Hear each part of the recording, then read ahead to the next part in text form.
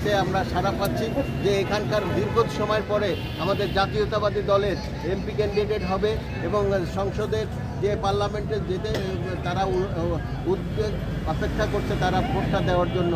তারা বলছে যে আপনি যদি নমিনেশন পান, যদি আপনার দল থেকে নমিনেশন দেয়, আল্লাহ যদি আপনাকে কবুল করে, আমরা সকলে মিলে আপনাকে ধানের শীষে ভোট দিয়ে জয়যুক্ত করব।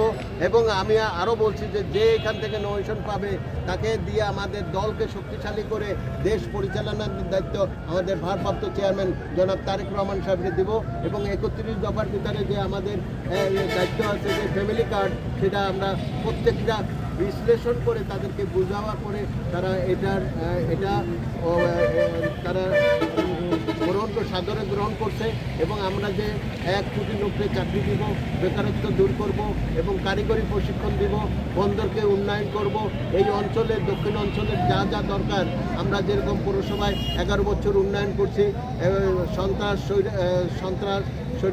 সন্ত্রাস এবং চাঁদাবাজি, দখলবাজি, মদ এটা মুক্ত করছিলাম, আবারও এই অঞ্চলকে আমরা ওইভাবে মুক্ত করব।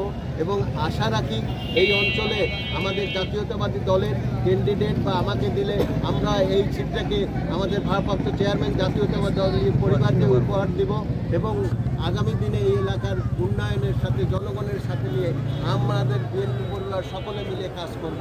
ধন্যবাদ সাংবাদিক বৃন্দ।